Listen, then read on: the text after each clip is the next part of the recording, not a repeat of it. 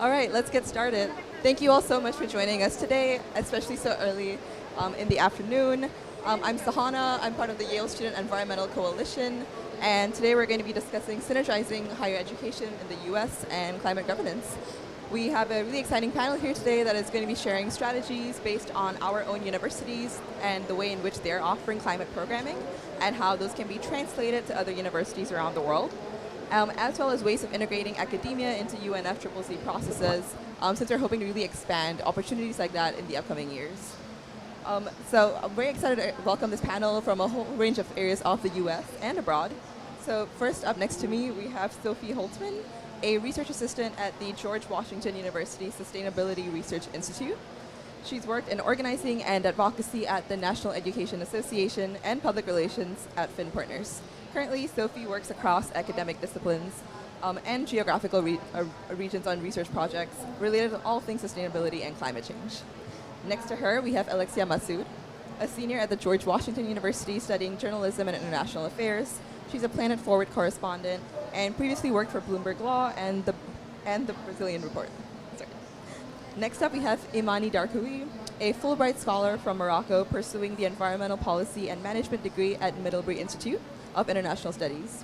She's the co-leader of Middlebury's delegation to COP30 and previously helped innovate new ESG solutions and business strategies at Societe Generale. Next to her, we have Megan Chen, a master's student at the Stanford Doerr School in the Earth Systems Science program. She's on environmental sustainability, and she serves on the Doerr Mercedes-Benz Be Visionaries Fellow. Finally, we have Phoenix Boggs, my teammate on the Yale Student Environmental Coalition. She has extensive work in the Yale's team, both within insect biodiversity here at COP, but then also more broadly on higher education and climate governance. Thank you very much again for joining us, and we hope to share a whole range of strategies. We'll jump straight into it with our first question. I think the big elephant in the room is that higher education currently, both in the US and globally, is experiencing significant issues in terms of, number one, just uncertainty, but then also direct attacks from federal policy. So with that in mind, in your own individual campuses, how has that been affecting students? And how do you continue to prioritize that, or continue pushing your universities to prioritize that, and prioritizing climate action regardless of what is happening more broadly? Maybe you want to go down the panel, maybe? Sure, yeah, I can jump in. Thank you so much for having me, and thanks everyone for being here.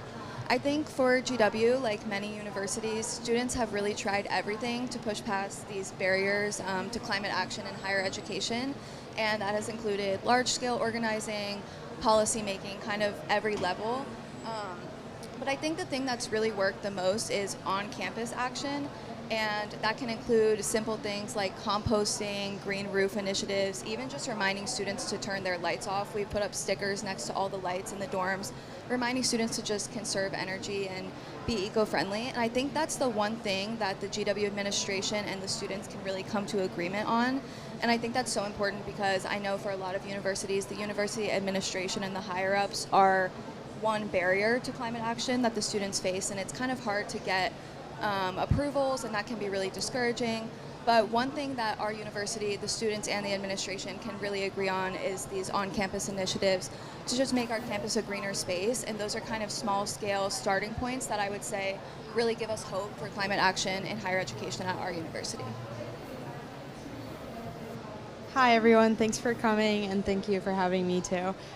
Same as Sophie, I go to George Washington University, so kind of the same things that she said, just including some things like composting is a big deal at George Washington, and there's also a sustainability minor, which is something really special at our school that not many universities across the country offer. We have a very big sustainability program and a lot of green initiatives that are led by students, and a lot of students lead the charge just in general.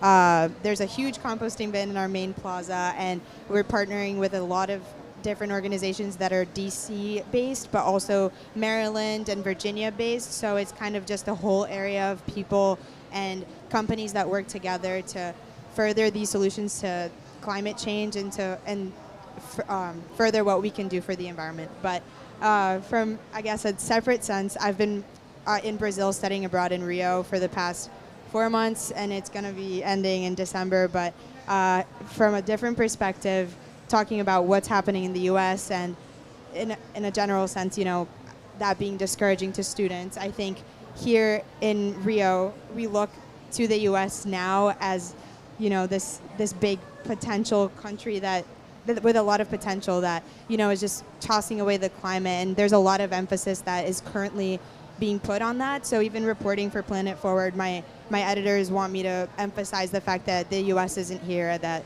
we don't have a representative, and that the students here are leading the charge for the U.S. So I think seeing it from a different perspective outside of the country has put a different mindset in me that looks at it in a different way, because in Brazil, the environment is so well respected and well regarded, and we're doing so many things right now at COP, as you've seen everywhere, to further these solutions, but with an emphasis that the U.S. is still not here and is not furthering the solutions that everyone else in the world is trying to further. So.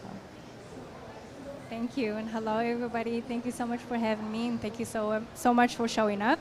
I'm gonna echo a lot of things that has already been said.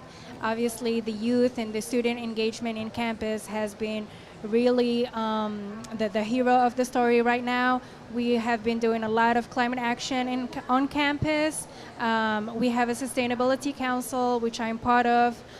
We are doing a lot of composting, a lot of what we call the 9 life swap, which is basically we offer a lot of clothing and swap clothing for everyone who is in need, especially at the beginning and at the very end of the semester, where we are having new students coming in and also former student leaving. So that has been an amazing opportunity to just recycle and give back a life to many items that has been that would go to trash otherwise. So this kind of action has been really helpful to just set the tune and stay in sync with the policy that we would love to keep. But also I want to give some credit to our faculty and staff, because they have been really trying hard to keep this kind of communication, keep being engaged. And I think our campus is in California, so being in California really helps. For instance, like being here in COP, which is the very first time for Middlebury College, was a huge action from the college to emphasize that we still want to do something about climate change, that we still want to be present in the global climate policy. And I just want to give some grace to that. And I understand that we had a very new president, that he's really new to the scene. So it was an act of courage of him to keep all the discussion about the environment and global climate policy going on. And we just had a climate week in Vermont, in our campus in Vermont. So I'm thinking that youth and students are definitely taking the lead, but also the faculty is listening, which makes me very, as an outsider who is seeing this from the outside, because this is my second master's degree. I had my previous higher education in Morocco, which where I'm from. So looking at that, I'm looking at that with a lot of admiration for faculty to be listening, to be really helpful, and to be trying to take the lead as well in something that they are not really encouraged to do. So yeah, that's what I would love to add. All right, hi everyone. Thank you guys again for being here. I guess to set the stage, it is really, really dystopian in a lot of ways, right? To see what is going on in the US, and then especially to be in a global space here with all of you guys at COP. And see the U.S.'s lack of presence in all of these negotiations and spaces. And so I think in many ways, I want to start off with saying that being a part of a university campus almost feels like this mini haven or bubble away from a lot of these other things that are going on when I think about this question. That being said, I want to focus less on all of the amazing things that Stanford is doing within the sustainability space. I think I'm very lucky to be there, where they have a lot of focuses on, sustainability accelerator or entrepreneurship and ecopreneurship. But I really think, and a lot of my work on campus organizing has been focused on how do we bring that out to communities beyond the university, right? There's a lot of resources that I think universities get to hold and aggregate and are oftentimes really distributed to many of its students. But how do we think about both the surrounding community immediately of where these universities are? And in many ways, there's so many disparities, right, between these very pristine universities and then maybe communities nearby that together dealing with a lot of environmental justice concerns, in addition to beyond where we are doing a lot of community-based research, but who is the research really going to and how does that really impact the people? And so I really hope to bring a lot of the different findings that I'm currently doing and a lot of my kind of EJ-focused research into how it can actually be broadly applicable to many other communities beyond the university. Yeah, absolutely. Thank you, everybody. Those are some great thoughts. I think that for me, what I want to highlight in this conversation is two things. The first is that a lack of action, I think, on university campuses specifically, especially in realm of recent funding cuts, the reason for that isn't necessarily tied directly and solely to funding cuts, but it's also tied to what I think I see as a larger pattern of climate exhaustion in the United States. I remember the Yale Student Environmental Coalition, which is the organization I'm here representing, recently did an event with a climate activist where she was speaking to us about climate protests that she put on in about 2012, and hearing about all the energy that there was about the climate fight in the United States at that time. They got people across the state of Massachusetts to sleep out in the snow every single night for 6 months. And I remember thinking, I really don't think, I don't know, from my perspective, that I could encourage people to do such a thing at this time. It feels like people are tired. When there's a protest about climate, it almost feels like we already know, we've talked about this issue, it's too big and there's nothing that we can do. So that's the kind of sentiment that I'm feeling sort of honestly across the United States and in university campuses. So I really think that that's an important, to me, that feels like the biggest obstacle to supercharging this movement on climate or on campus spaces right now. And the second thing that I want to say is I want to think about the purpose of these smaller university initiatives that we have going on. It's really cool and it's wonderful to be able to make a small space sustainable as long as you're keeping in mind the purpose for doing that. I think that a purpose, the reason why it's different to do things like that, for example, the composting program or other sustainable energy programs, etc., on university campuses, rather in a way that makes them distinct in other places, is that universities are such, of course, havens of thought, and that I really feel that by doing these small actions, it changes the climate of what's socially acceptable for young leaders to be doing in the sustainability space. So what I mean by that is if it's ubiquitous on a university campus that sustainability is first and foremost on people's minds, people who are at that university and having their thoughts shaped by the environment there are going on with that assumption in the back of their minds that sustainability should be a focus. So that's how I think we can really on a larger scale. Thank you all so much for sharing. I think all of those thoughts very much resonate with my own personal experience. And I think it's been incredibly challenging in this time, especially with budget cuts, which I think was a great point. It's been really difficult to push universities to continue funding university-wide climate and action initiatives, and it's fallen a lot on students to have their own initiatives and to continue those out of their own resources. But on a more positive note, what does your university do particularly well in terms of integrating climate change and climate governance into school curriculums? And how exactly are there any recommendations on how other universities could adopt those for their own students? Maybe you want to go the other way this time? Yeah, sure, I can kick us off. I was just thinking while you were speaking about, we just produced this new certificate that's about climate and food justice, which is really cool. At Yale, unfortunately, we don't use the word minor for some reason. We love to be confusing, so we use the word certificate instead, but it works the same way minors do at other universities. And I really think that there's real energy, like I was saying, around that certificate and around the new course offerings that are related to it. And that certificate exists in collaboration with an organization that we have called the Yale Farm. The Yale Farm is really cool. It's a functioning farm. It's very tiny, just a 1-acre sized farm on our campus where we grow things. And before COVID, it used to be the case that we would take those things to market. COVID actually forced us to have a reckoning of how's the most effective way we can use the space. So now we use it for education. We're still growing and producing food there. I'm very involved with the Yale Farm, and I love to talk about it. And I know that Megan can speak about it even more since she worked there this past summer on an exchange program between Stanford and Yale. So I think that the Yale Farm is a really wonderful effort because it's so visible. We love hosting events there. The administration loves hosting events there. And so it keeps this climate, sustainability, agriculture focused thing really present in the minds of people. And I think that having visible aspects of the fight on university campuses like that are beautiful is also really helpful. I really think that moves people, a beautiful space. I also heard, I know that we don't have any representatives from U Chicago on this panel, but U Chicago recently has a new undergraduate major in climate, which is really cool. It's something that I just heard about this morning. And so I think that it's really wonderful to see these initiatives being involved not only in university programming, but also in the curriculum and courses themselves.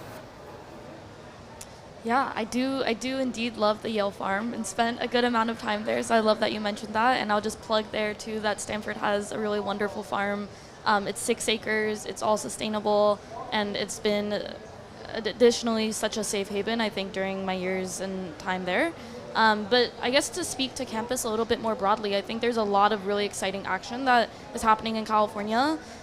This past year, I was serving as a Living Lab fellow, so I was working on integrating environmental justice into our climate action plan. And so every 10 years, the university creates a new climate action plan that really thinks about every single industry, from transportation to food to, of course, justice to classes to all these different things. And they're putting a good amount of their budget into all these different ways that they can make those different parts of the campus more sustainable. And so I think that's a really exciting initiative that is hopefully launching in the next year or two.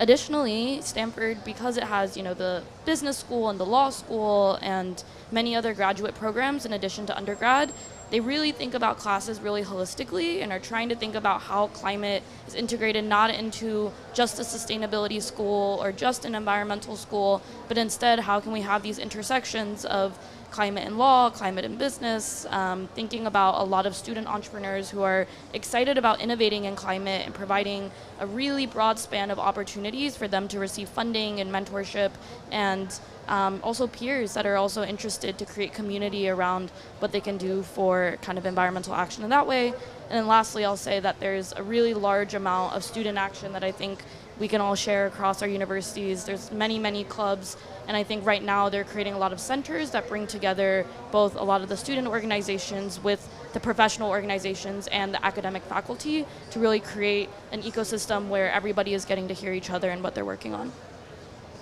Thank you. Wow, this is also amazing. So thinking about Middlebury, I would say I could frame it in 3 different categories. So the first one is definitely curriculum.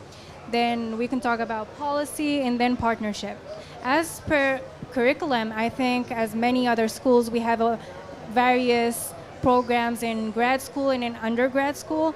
And I know that in our undergrad, environmental programs are the biggest programs in our Vermont campus. And also one thing that we're doing very well in our grad school is that we're having curriculum about climate and specifically global climate policy being interdisciplinary and widespread between different programs. So for instance, if you're even doing a terrorism program, you'll still be learning about the eco-impact of wars, of terrorism, of proliferation, etc., on the land or indigenous people on a various scale. If you're doing localization and interpretation, you'll still be having a global climate policy or global policy in general classes to understand how is COP working, how is international policies being shaped, to be able to translate and do some interpretation here in COP mainly. On the second note, I mentioned policy. So Middlebury is trying to be very careful with the kind of policy we're having. So for instance, we have a food policy that every served food or every event or whatever, it should have at least 50 to 70% of vegan food. So it could be like as basic as that. We're trying to do a greenhouse gas emission audit for the school to understand how much emission we are emitting and to understand where is it coming from exactly. And the school has been able to provide some transportation solution just to accommodate this kind of carbon footprint. The third thing I mentioned was partnership, and it could be either among student or faculty and student or faculty in local communities. And we have been doing a lot of community awareness, and we had a lot of communities bringing their small businesses or speakers from their own businesses or initiative to talk about what they are doing and how we can support them. And I also mentioned the Sustainability Council we have on campus.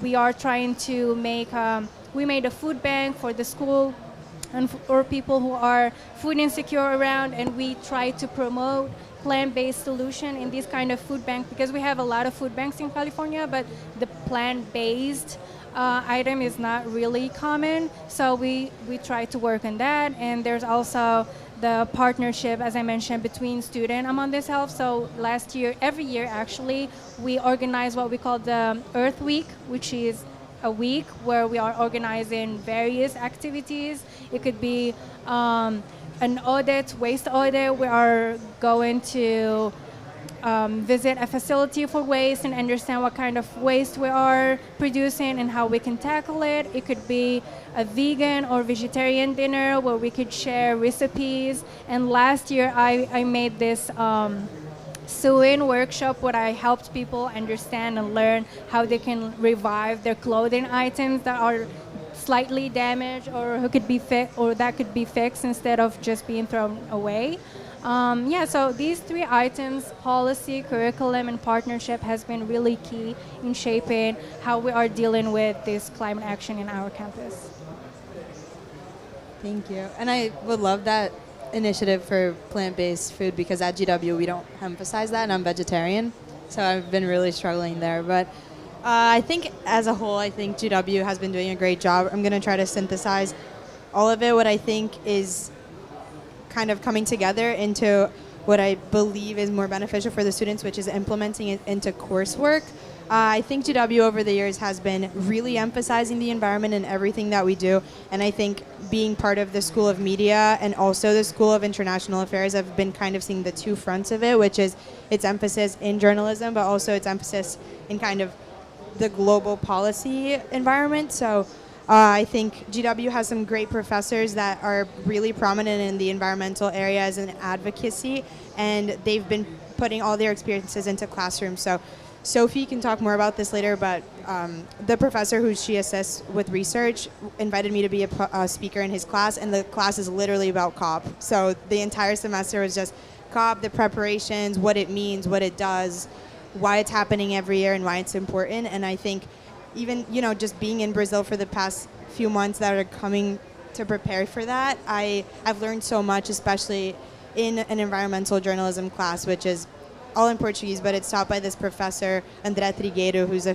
really famous journalist here, and he has like 1 million followers on Instagram, genuinely 1 million followers, but he's super famous, and he presents this program called Cities and Solutions, and he just goes around the country and even travels outside to find cities that are implementing solutions that, focus on less greenhouse gas emissions, or even composting, or turning cacao beans into like pencils that you can use. So just different solutions like that, and he presents that to everyone in Brazil every Sunday. So it's really cool, and it's very famous, but that's a really cool thing that I think, a professor with experience in that field is able to bring to students. And I've learned so much about COP and just climate initiatives in Brazil just from his experience. And, back to GW, I think that's really important. I've been in the area for such a long time.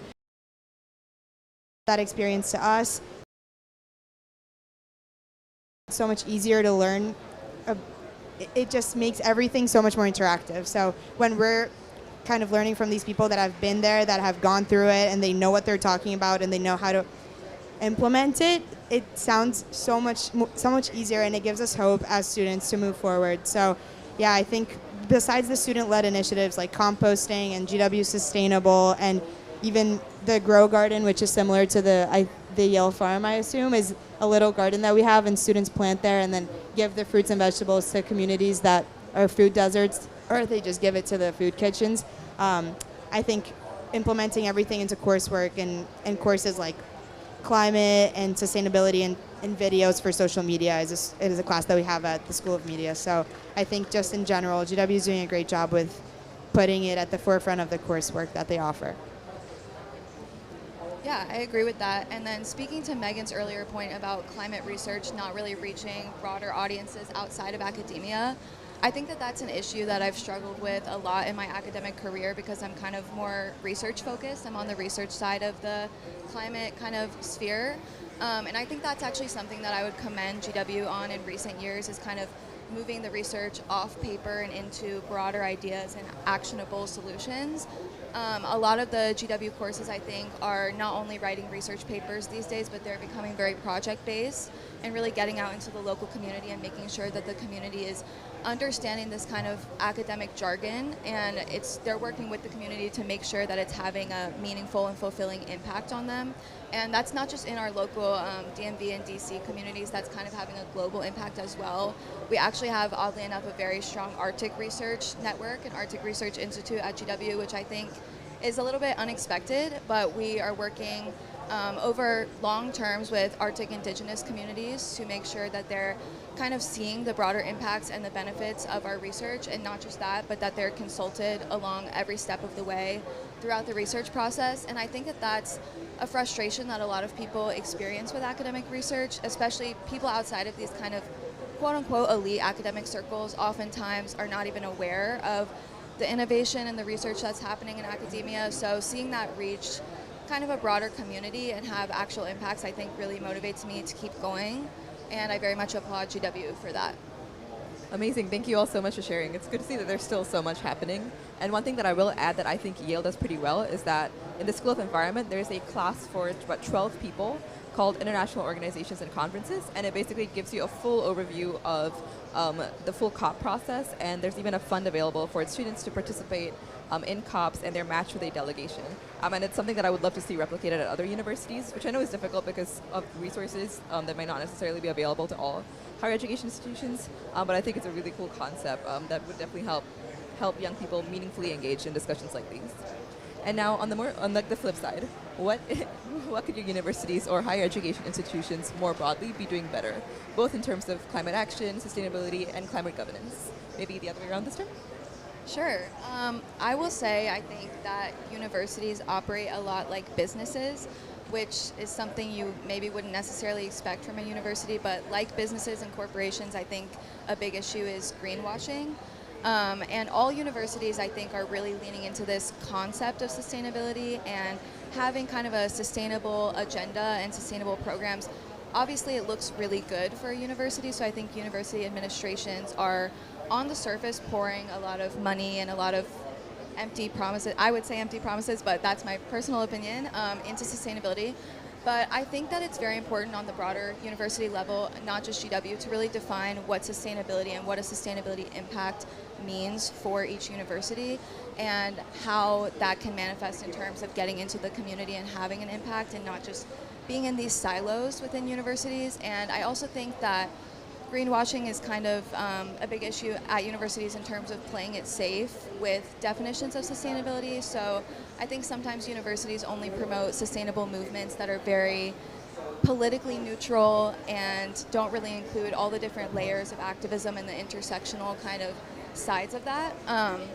So I think that that's really important to include what maybe some university administrations would consider to be the more radical side of the climate movement. Those are voices that need to be heard, and I think those are the students that struggle the most at universities to have their message heard by the administration and the higher-ups, is the people that maybe would be considered more extreme. So maybe universities just operating a little bit less like a business and making sure that they're having constant coordination and communication with their students to have a broader community impact. Okay, so I'm going to talk about both universities, I guess, since I haven't been to GW since May, so it's a little different. My experiences are a little different, but two things that really bother me are the excessive use of single-use plastic and also the lack of separation for garbage disposal. So at GW, I know those two are huge problems. In the dining halls, we use single-use utensils and plates all the time. They used to have plates that were regular plates that you could wash and reuse, and also utensils that were real utensils, but now they just give plastic utensils, and obviously those break every time you try to cut something. So people are using 2 or 3 every time they're in the dining hall, and people are in the dining hall several times a day. So the amount of garbage that creates is so large, and they don't have a separation of garbage. So they'll have bins around that say recycle and then everything else like landfill. But what also bothers me is that the fruit is also in the landfill. So they don't make you separate food disposal, like organic waste, and then also that what's recyclable, and they don't tell you, this is a can, but the can's recyclable, but what's in it is not. So if you have Coke and like residue of Coke or like any other soda, you can't recycle that because then you can't use it. So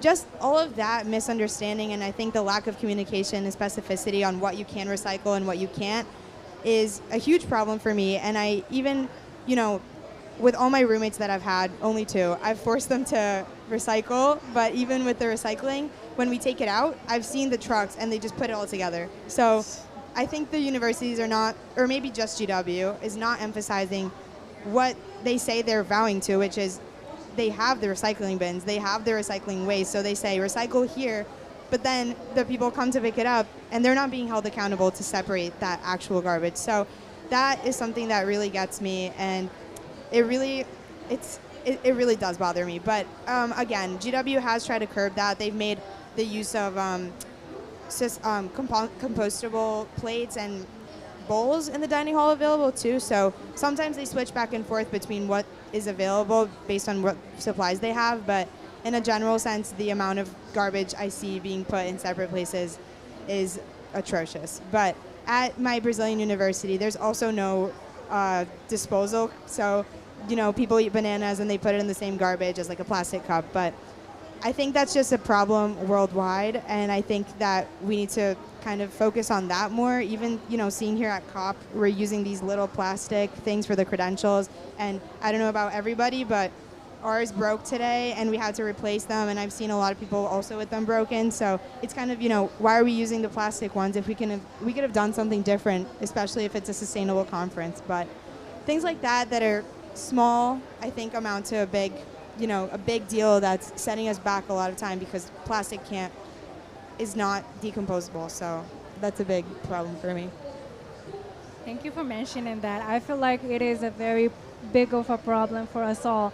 Actually, one of the reasons we did the waste audit in my school was to understand if student and faculty and staff really know how to recycle. Are they putting the items in the correct way or not? And we realized that they don't. So it leveraged that kind of problems, that how do we really communicate? How do we do recycling? And I remember we were talking about it, and I thought about something that we used to do in my bank, Societe Generale, when I used to work in investment banking, that we had this kind of training on how to recycle and how to do waste management, just like alongside with the sexual harassment training, but people hated it. Whenever it's a training, a mandatory training, people would hate it. So I think we have to be really creative about it, and I think on that sense we can definitely learn from what businesses do. I've been, just before COP, I've been to Verge, which is a corporate, slightly corporate conference in San Jose that happens every year, and this time it was between Verge and Trillis and Greenbiz and Boom. It was like a lot of people. But one thing I learned is that they took waste management really, really seriously. So even if they had everything compostable, everything recyclable, so it doesn't matter where you put it in the bin, it's gonna go somewhere where it's gonna be recycled and used. And even this plastic bag, they had some paper, and it was so efficient because they also made sure that the badge was super light, so it doesn't make it fall apart or anything. So I think there is a great innovation and creativity in the private sector, and as someone coming from the private sector, I really hope that institutions in general could leverage on that and do some kind of inspiration and partnership. And I'm grateful that you talked about greenwashing. I'm also going to talk about green hushing and green whatever. That institution do some great environmental work, but they make sure not to communicate it, especially in the context we are in the US. And I think that's a kind of missed opportunity for everyone who is interested and everyone who wants to put effort into it. And for instance, in our campus, the fact that we built this delegation, we came to COP with a purpose. A lot of it was handled with kind of some kind of, I don't know how to mention, but like not really broadcasted as we wanted to, and that's due to a lot of green hushing that is happening right now. And I feel like we are missing on opportunities doing so, but also I understand the obligation, and also I could see that clearly happening in Verge. Being someone who goes to Verge very frequently, there was a lot of green hushing happening, and I think that this is not helpful, which is really obvious. So I just like hope that we could overcome that some way. Yeah, I think I'll first go back to the research point that I made earlier. I think that, I mean, we as a room, I think, know many of these things already, but like the science is there, the solutions are there, all of that, especially in an academic institution, all of those things are already contained there, but often feel so siloed to just the university and what is going on. And so how do we make that information more accessible to the public? How do we make it more accessible to oftentimes the communities that we're researching with? I think is a really big emphasis that I'm trying to do more so within the research space at Stanford. I'll point to, like, last year I was doing a project on urban forestry, and that was what I was researching for the year, and we ended up working with several organizations that were around the Bay, and ultimately I decided for the final format of my research presentation, creating a 100-page thesis that deeply dives into all these different parts of green space planning and urban forestry wasn't going to be helpful for anybody other than the people in the institution. And so we ended up creating a format that was more of a guide for these organizations that are thinking about equitable green space planning and green gentrification. And I think more and more so we're trying to get the university to get more involved with community-based research and thinking about the techniques and the processes to kind of educate students on what does that actually mean and what does it mean to do that equitably. I think more on the logistical side of the university, I work a lot within the food system space, and universities, right, are one of the biggest kind of food aggregators within a community. They're buying like thousands and thousands of pounds of food, and oftentimes that's from many of these monoculture farms that, you know, here in these spaces we talk about and do not want to continue supporting. And so what does that look like to transform kind of university food systems and get them to support a lot of local farmers, Black and brown businesses, and that can be for food systems and that can be for many other organizations they work with. But that is also something that we are trying to implement more into our climate action planning and thinking about it from the waste side. There's so much food waste that's produced all the time that I think a number of panelists already spoke to, but how do we create kind of different diversions of that food waste so that maybe it goes back into the local community, maybe that creates compost. I think there's many solutions that does not result in just returning it straight back into the trash. And so I think more initiatives also need to be focused on that within the university setting. Totally. And I want to break this up into two sections. One of them is thought leadership, and the other is just resource planning. So I think that when we talk about why it's important for universities to go green and have these sustainable initiatives, this is a little bit of like what I was talking about earlier, right? Why is it important that these initiatives happen at universities? Why is it maybe more important that they happen there than in other places? It's this idea that universities are places for leadership and thought, right? It used to be the case, I think more historically, that you would look to universities to define the way that we are having cultural discussions, national and international discussions. And I think going back to what was talked about in terms of universities running like businesses, this is no longer how universities function. So it used to be the case, for example, that the president of a university would be a true thought leader, would be somebody whose speeches and thoughts and writings would genuinely have a great amount of impact in the public sphere. Nowadays, the president of a university functions a lot more like the CEO of a large corporation, in that they're most focused on appealing to donors and getting funding so that the university can continue to manage its investments correctly. So I think for that reason, we are seeing these sustainable initiatives, I think, have less of an impact than perhaps they would have in the past, because the university is no longer fulfilling, in some cases and to varying extents, that function of being a thought leader in the community. So I would say I completely agree with the point that in order to address sustainability and make these sustainability initiatives actually impactful outside of the university, we need to address the fact that universities now run like businesses. So that's my first point about thought leadership.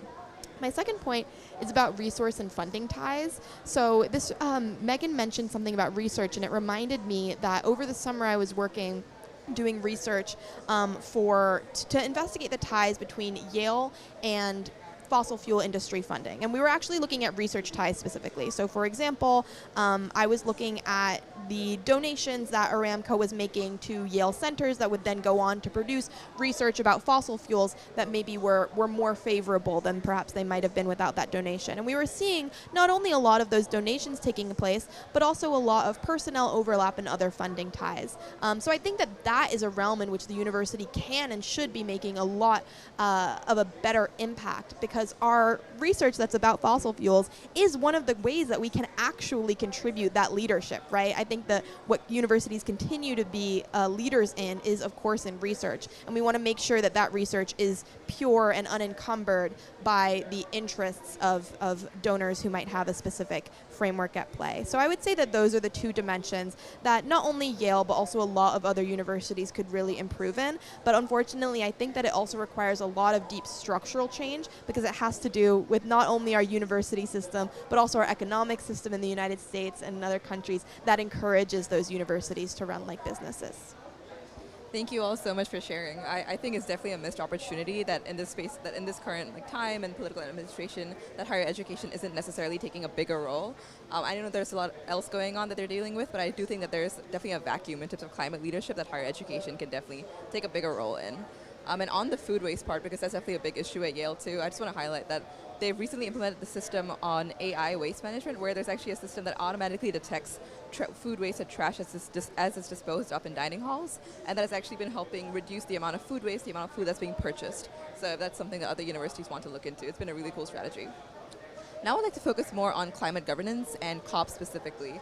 And so a number of students on this panel are part of a coalition of students from more than 50 universities that put together a COP30 manifesto with recommendations on how to improve COPs in terms of their sustainability, accessibility, and how we can improve higher education institutions in terms of their COP engagement. And so how do you guys think COPs can do better in terms of accessibility to academia and in terms of taking advantage of the opportunities that higher education and academic institutions can offer? Maybe this way now? Yeah. I think we all know that higher education is underrepresented at this COP. I haven't personally run into a lot of other universities represented here, but what I'd more like to focus on, Alexia and I have been discussing almost every day of this COP how many university students are not aware of COP at all. Specifically speaking for GW, I think over 50% of GW students are political science or international affairs majors. That's what you come to DC for. So these people are very politically engaged, very engaged on the global scale. And you would be shocked how many of our peers and friends have no idea what COP is, and if they know what it is, they have no idea the ins and outs of what's actually happening here on the day-to-day. And I think that really represents a larger divide between higher education and COP. And not only that, but a divide between COP and the public in general. I think there's kind of a lack of understanding of really the importance of this conference and why we're here and what's going to come out of this and the impact that it's going to have on our world and our climate. So I think that that should be a major priority for COP, is focusing on speaking to university students, really getting on their level and making sure that they understand why this is important to them and how it's going to impact them and their university specifically. I think one way to do that could be university visits. The UN is a broad organization. They have offices in DC, New York, across the world. They're very close to a lot of our universities.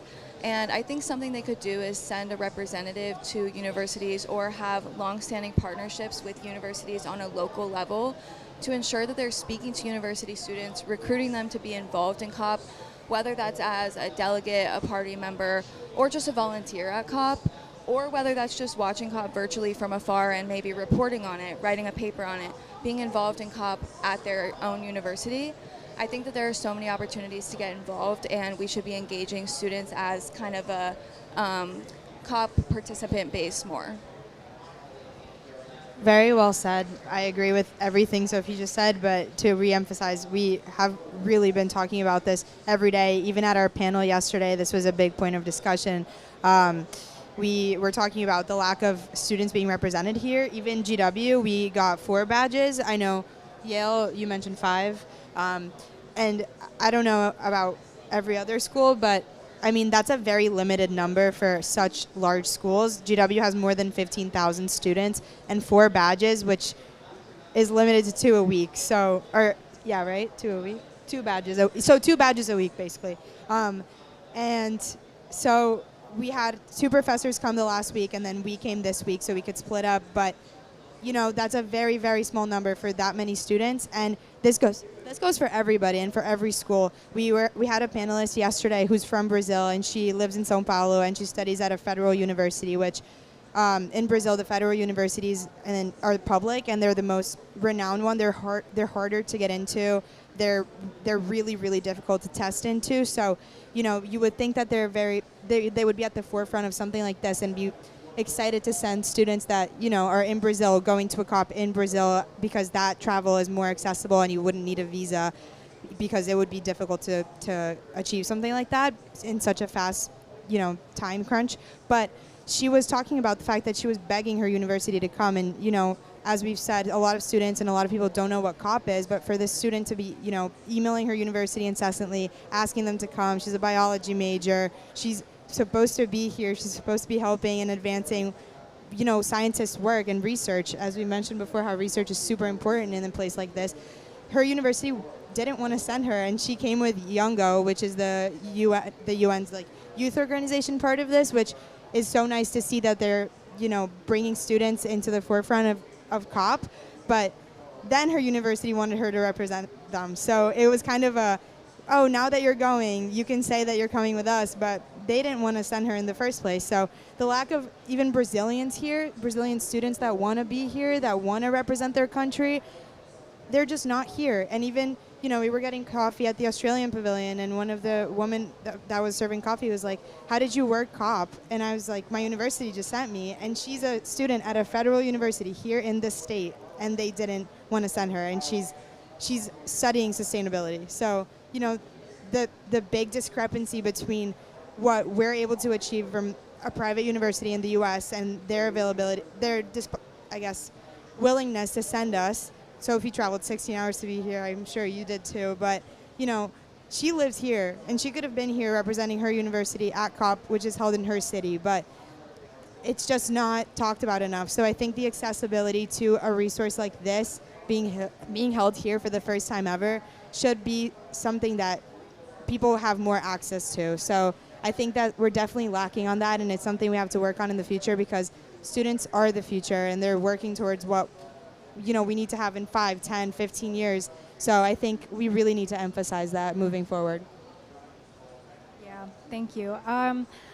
I want to emphasize that, yes, there is a huge lack of representation of youth and students, but there is definitely a bigger lack of representation from the Global South, for a student coming from the Global South. And I'm also part of the Youngo, and I just want to add that the Youngo, it's the UN constituency for youth and children. We are able to provide some badges, some virtual badges, but we are definitely not able to provide funding because we are just volunteers. So that will still remain an issue, even though if we provide every year at least many badges. But the problem of funding, the problem of visa, we talk a lot about the visa apartheid in the Global South, and I know many of my African folks who have been through the process. They got the badges, they got the accreditation, even they got the funding, and they weren't approved for the visa. So I think the UN has a lot of work to do in that arena. They should manage a way to, they do it for the World Cup, for football, for soccer. They should be able to do it for this kind of global climate manifestation, because this is for the Global South. Because when we are in COP, we're not talking about a conference, we're talking about the conference of the parties. And I think we also do have some responsibilities to understand that it is about international policy, it is about global climate policy being shaped, it is about bringing the Global North and the Global South together to the same table, and civil society to make an agreement, to bring about a solution, to bring about a binding treaty or a mechanism or whatever. And I think a lot of people coming to COP, they are not aware of the weight of the negotiations happening. And I've been following a lot the just transition, because we worked on the BAM, by the way, which is the Belém action mechanism that the G77 and China adopted. And we are pretty optimistic that it will be the mechanism we will be getting out of getting out with from this COP. So stay tuned for that. Maybe we are going to have a Just Transition COP, just like it was a Finance COP last year. So this is to just say that civil society can actively participate in shaping the global climate policy. If we youth and cross constituencies, the CAN, gender and women constituency in the youth, we were able to provide a mechanism that has been accepted and adopted by COP. Like imagine a youth coalition or a higher education coalition around the world would do. So that is just to say that the UN have provided many e-learnings, which is about, it could be about the just transition, climate finance, mastering the global climate policy. It is all available on their platform. It's for free. It's a self-paced program. We need to spread the word about it. We need to make sure that our participation is meaningful. It's not just coming here and participate in climate tourism, because the fact that we don't have badges for people in Brazil, it's because there's a lot of fossil fuels lobbyists coming in. They have a lot of badges. There are a lot of irrelevant people coming in with a lot of badges and funding who are not really contributing to the conversation. So we need to understand what kind of responsibilities we have as people coming here and leaving to our institution, to our communities, spreading the word that we actually can meaningfully participate and have impact, and also spread the word that if it's not necessary to come to COP, if you're just going to follow side events, if you're just going to be here and there, and you are not participating in climate action, you're not shaping negotiations, you're not pushing negotiators, then probably a virtual badge is a better idea, because other people, activists, grassroots, people in Brazil or in the arena could have a better use of that badge. So I think, just on a quick note, I think we should be very aware of the impact of climate tourism, because being surrounded, as an indigenous person, being surrounded by a huge network of indigenous people who couldn't make it to COP because it's higher prices, it's very elitist sometimes, they just couldn't make it because a lot of those points were made. I think we also need to just create stronger pathways, right, for young people that are here. I think there's organizations like Young Go, there's young organizations like YCC that are really creating a lot of these different spaces for youth to meet each other, to provide funding, to provide housing, provide many of the things that young people need to thrive and be healthy, also like on arrival to spaces like this. And our universities should also step into that place and be able to provide those conditions as well, and many times they don't. And so I think there's that piece, but then on the influence, right, I'm glad to hear that many universities, I think, have these COP classes, and they're going through the negotiations, and they're going through the processes necessary of how we as universities and civil society members can really make a lot of influence when we're here. Sadly, at this time, Stanford doesn't have a class like that yet, and so unless you're very involved with UN processes already, it is a really difficult space to navigate and understand, other than your research maybe pertaining to UN-related things, to really understand how you can, best use your time when you're here, and how you can really bring maybe a lot of the work that you're doing into a lot of these platforms. And so I think there's continued classes and professors and groups, I think, in universities that can be preparing students all year round, and so that come the time that COP is happening, there's a really strong student delegation that really knows what's happening and is able to get involved successfully. Yeah, absolutely. Yeah, I won't speak for long. I agree with Megan that a lot of these points have been really salient. The only thing that I'll say is I think it's true that most students don't know about COP, most of my friends and peers. I myself, I think the first COP I became conscious of was COP28. And I think that most people generally don't know about COP. I'm not sure if, I think it's definitely a great thing to be aware of, but I'm not sure if it's the end-all be-all. Like, I don't think everybody needs to be tied completely or be all in with their attention onto COP specifically, because there are so many other routes in which to make change. And I do agree with the note that although it is cool and valuable for students to be here at COP and attending, and of course I'm really glad I'm here. It is true that our bigger attendance problem has to do with representation from indigenous peoples and people in the global south. And so I think that there should be more space for young people, but I wish there were infinite space for everybody. Do you know what I mean? But I do think that's a salient point, that we should focus on increasing representation for people who otherwise wouldn't have it at all, and who, like you said, can actually make change and like change people's minds here in this space. Though it is wonderful also to be here to learn and to participate. But I think that overall, Yale not only, as Megan was mentioning, and Sahana teaches that class through YSC about COP, but we also teach another class led by Susan Biniaz, who's been a really important figure in the US's climate negotiation space, who leads a class that Yale College students are permitted to take, that's cross-listed with the Yale School of the Environment and the Yale Jackson School of Global Affairs as well, that rather than sort of giving you a practical guide to COP, it teaches you about the international climate regime in totality. So it walks you through basically both historically and legally through all of the decisions that have been made, and that's been valuable. I know I'd be super lost here without that class, and so I agree that those curriculum changes can be really impactful.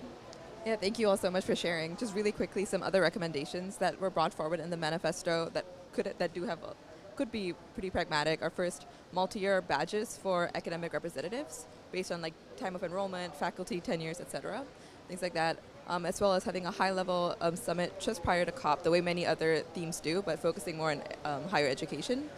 And a lot of work also on open access to climate research. Obviously, universities are a huge source of climate science, but often that is paywalled and is simply not accessible to the majority of people.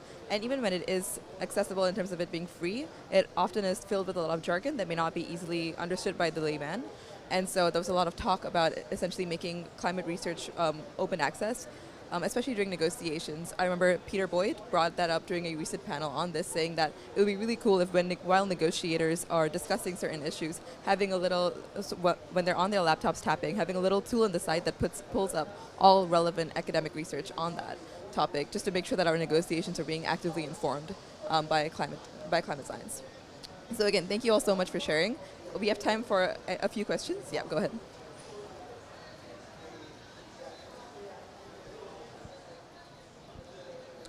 Hi, everyone. It works. Hi, everyone. I'm Patrick McKee. I'm the director of the Office of Sustainability at UConn. I know a lot of you touched on a lot of student-led initiatives at your universities and how students are playing an incredible role in advancing sustainability agenda items for your schools. So we also have a lot of students who work as interns in our office and a lot of experiential learning programs. We have a contingent of students here from UConn at the COP. I just kind of wanted to gauge from each one of your unique schools the level of support that you feel is coming for your Office of Sustainability, because I think you all have something of that. And as kind of like a centering body at the university for facilitating action between students and facilities operations, do you feel that there's adequate support via staffing, financial support for them to actually fulfill that mission? Yeah, well, welcome. Like, it's nice to see a friendly face from Connecticut. I think that the Yale Office of Sustainability, I'm not sure that I have as great a window into what their funding situation is, but I do know that they do some like really, really cool work. I think that is so annoying. I think that one of the cool things that they do is that they really do care and make their presence really known on campus about especially like dining hall waste, etc. So like the AI tracking system that Sahana was mentioning, as well as we do like separate and compost and recycle and have like bamboo reusable plates and things like that. I think that that's been something that I actually really admire the Office of Sustainability for doing, and it does seem like they have adequate funding at least to do that and to make it really visible to students. Like it's something that students can really easily see that they're doing. And so something that I wish that the Office of Sustainability did more though, I wish that we were able to collaborate more. I think that it would be really cool if there were more opportunities for collaboration between like the Yale Student Environmental Coalition and the Yale Office of Sustainability. Because when I think of the Yale Office of Sustainability, it doesn't feel like something I personally can really interact with, like as a student like an activist sense. It feels very sort of like university administration legal office to me, and so it would be cool if those resources were a little bit more accessible, and if we're messaged to from the office a little bit more. Yeah, I'm happy to speak about this longer after this panel as well, because I used to work for the Stanford's Office of Sustainability, so I like know their operations quite well. But quickly on it, I think it's a really growing presence in our university, and a thing that they do really well is that they work with a lot of the other really vital parts of kind of the university ecosystem, and so largely like land building real estate and thinking about the way that the university is expanding, their transportation measures, both food, like many other parts of the university. I think Office, it's such a mouthful, but Office of Sustainability does really extensive work within that space, and then are also providing a lot of pathways for students. They created the Living Lab Fellowship that I briefly mentioned before, but that's a pathway for students to get involved with every single sustainability initiative that the university is doing. They hire a few students that are specialized in that focus, and allow them to really see the back end of what's happening on the university, and I think that's a model that many other universities can probably adopt to get also like broader reach of students that are trying to get into kind of more the behind the scenes of what it looks like. Very briefly, I think we have two centers for the sustainability. We have one in Vermont and one in our California campus.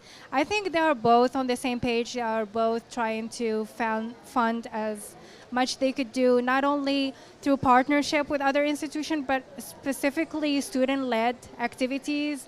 Like they would be able to fund you if you want to do a research abroad, if you want to go for an internship with an organization, very small one that could not pay you, or just to encourage people to work on some, like at the very beginning of our program, food system weren't really a huge topic that we were interested in. So the center did a lot of work to push forward and fund kind of research and internships and fellowship in that kind of arena.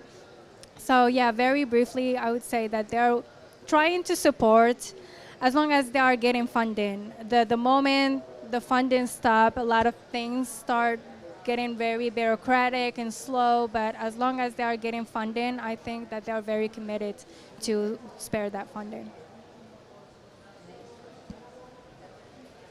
Yeah, I mean, I think GW is also really committed. I think we have a lot of initiatives, but students they're also hired as interns. They're hired for 1 year, 2 years, whatever. They hired in research too. So I used to do environmental research I used to do like carbon policies in Brazil in each state. And, you know, these initiatives were really well funded. I think there's a lot of space for that and a lot of space for students to get involved. And they have an office of sustainability too. And, you know, I've been there. It's like really big. They have a lot of stickers, posters, a lot of people working there full time too. So like comms people, I guess representatives, directors, everything. And they travel for the school and they, you know, rep GW Office of Sustainability. They also have a lot of other sustainable initiatives that are well funded by the school, but I think in a general sense, it is pretty well funded. I don't know. I don't know if you want to add something to that. Yeah, I'll just touch on it really quickly because I think we're over time and I don't want to keep you guys too long. But I work for GW's Alliance for a Sustainable Future, hence the hat, which is one of GW's multiple offices of sustainability. And I would say in terms of on-campus initiatives, the funding is definitely there, which is something that we really appreciate. But in terms of our research arm, we rely heavily on grant funding, which is very sparse in America's current political climate. And I think that's just one thing that I would kind of urge universities to touch on a little bit more is grant writing resources, connecting students and sustainability offices to grant opportunities, and ensuring that the sustainability and climate grants are there even when they seem like they may be hard to find. So yeah, thank you guys for your time. Yeah, I'll just answer from my end too. I used to work for the Office of Sustainability, and I'm currently working with them on their next sustainability plan. And a big issue that they saw was the fact that the same funding issue that all of you mentioned. And what Yale did was they created a new sort of project called the Yale Planetary Solutions Project, and it sits within the Provost's office. So they're under the same department that oversees funding. So that's had a huge role in just increasing the visibility of sustainability on the donor side. And on the sustainability office side, they work a lot with the transportation department, the facilities department. For example, every 2 years they administer a transportation survey where they're trying to, number one, like there's a lot of overlaps in shuttle systems, so they're trying to like synergize those to reduce the emissions from that. They've created carpooling systems to reduce emissions from employee commuting, things like that. So it does a lot of work, number one, on the institutional side, but they're also trying to give it a higher profile by putting it into a bigger office that isn't necessarily sustainability focused. So hopefully that helps. We are definitely over time, but thank you all so much for staying with us. If you have any questions, feel free to stay back. But thank you again.